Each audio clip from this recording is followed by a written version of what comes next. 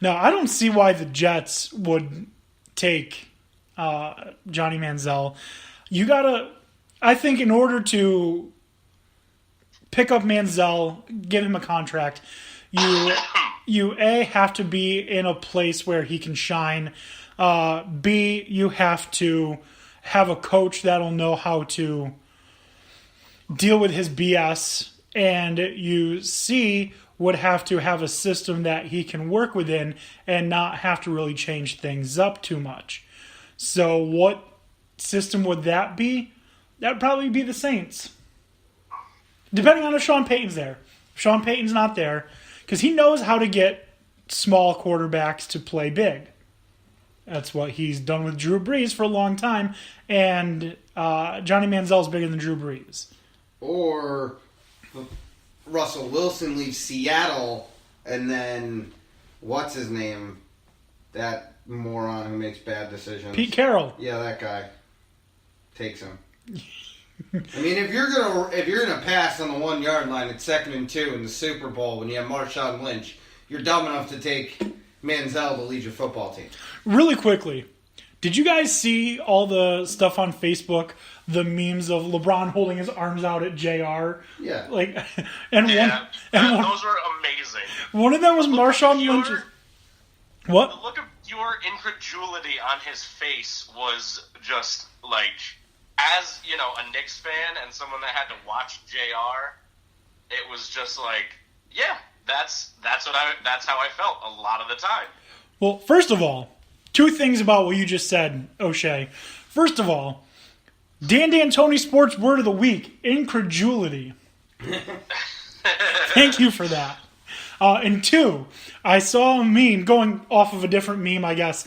A picture of... Memeception. Yeah, a picture of J.R. Smith, a GIF of J.R. Smith dribbling out the clock, and then it stops and says, you can take the player off the Knicks, but you can't take the Knicks out of the player.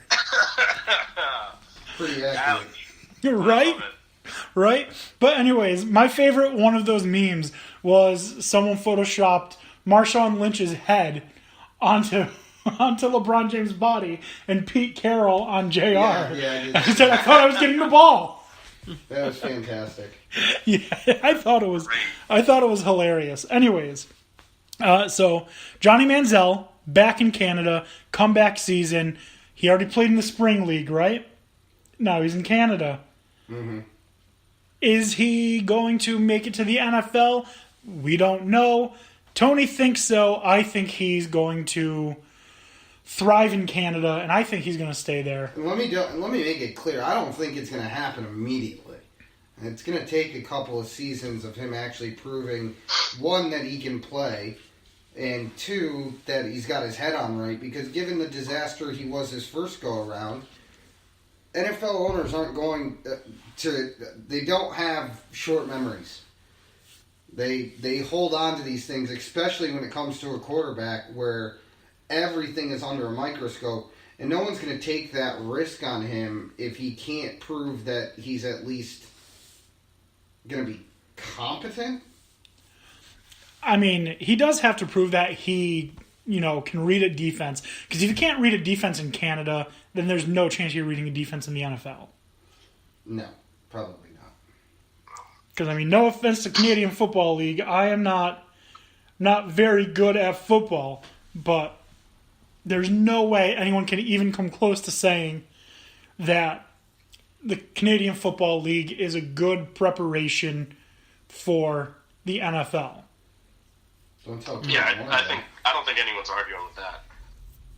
So, do you think now that Johnny Manziel is in Canada, that he's going to attract other players who are looking for jobs in the NFL to Canada, i.e. Colin Kaepernick, Robert Griffin III? Do you think you're going to see more NFL players try and prove that they can do it in Canada and then try and come back to the NFL? Maybe. That's hard to say. If it works... Yeah, you have to light it up in Canada. You can't just play well. You need to be, out of your mind over there in order for that to happen, I think. I agree with that statement. Yeah, I agree as well. I don't think that you're going to see like a mass exodus to the Canadian Football League unless the NCAA doesn't, adopt new rules, and adapt to changing times.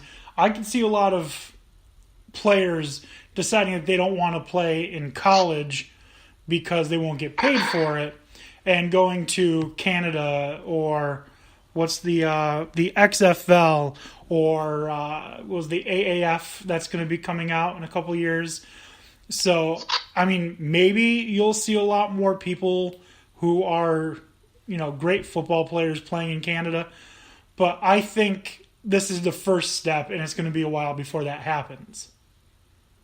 But Johnny Manziel, for right now, he's played one game. There's not much more that we can say about it. He looked okay, didn't screw things up.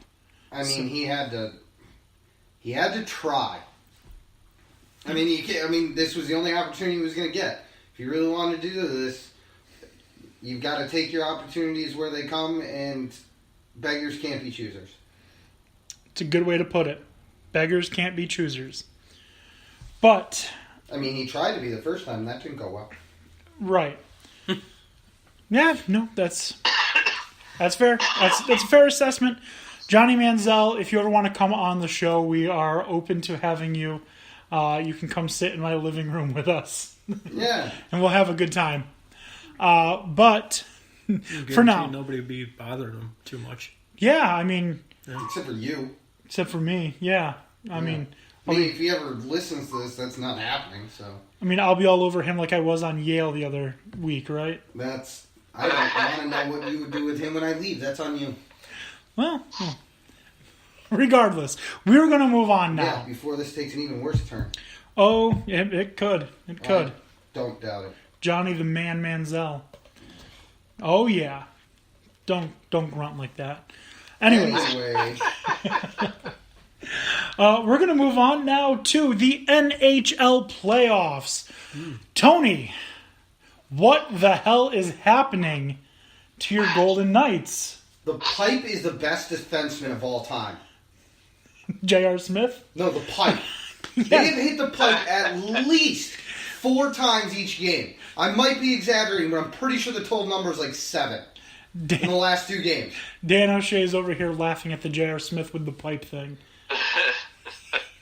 I mean, I get it, but I mean, the last score last night looks more lopsided than it was. Again, Vegas is getting pressure, they're getting good opportunities, and they're not cashing in on them. And you can't afford to do this at this point in time. And they're not catching some of the bounces. They are hitting the pipe, but you're going to need to cash in on those opportunities if you're going to play defense as badly. Because they're leaving Marc-Andre Fleury in no-win situations. Oh, it's so bad. It is. And the passing is not crisp. And when they do get a good play together, it's like a pipe drill in the beginning of the game. Well, let's see who can hit more pipes.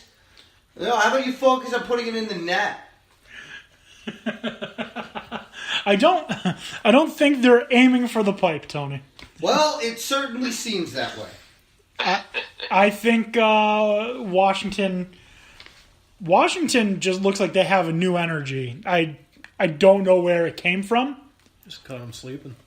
But it's coming from Ovi, man. He sees the goal and he's just like he's on just 110%, just overdrive, whatever. Crazy Russian drugs. This is maybe he is Russian. The Caps have never gotten this far, and he knows this might be his only chance for a cup. So he's just I just feel like he's just got a fire under him.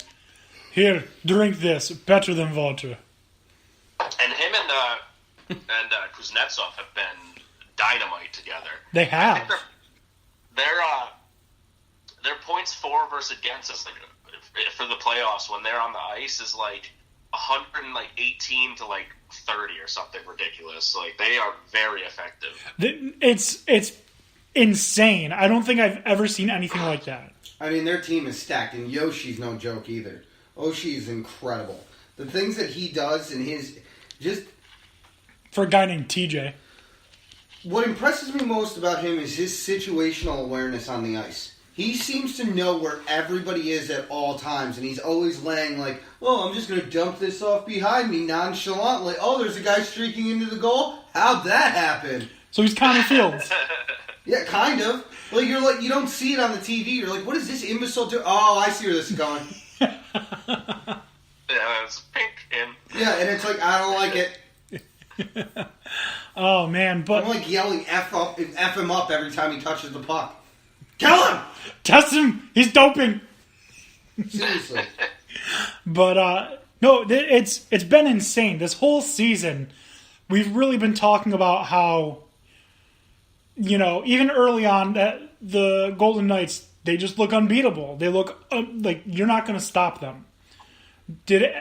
When the playoffs started, how many of us, and I know we picked different teams to win, how many of us didn't think that I almost said Golden State, that the Golden Knights weren't going to win?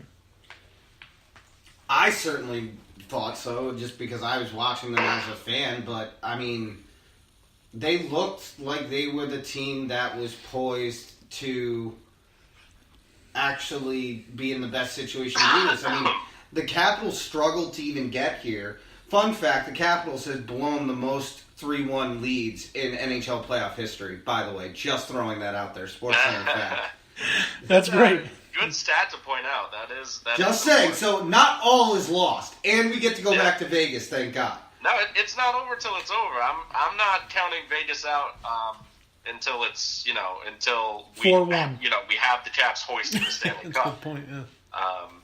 That being said, I did like this play. This is watching Vegas play these last two games specifically, and not so much in the third game, but it's overwhelmingly sloppy. It's almost like they're playing at 50% care right now to me. I mean, And you can't.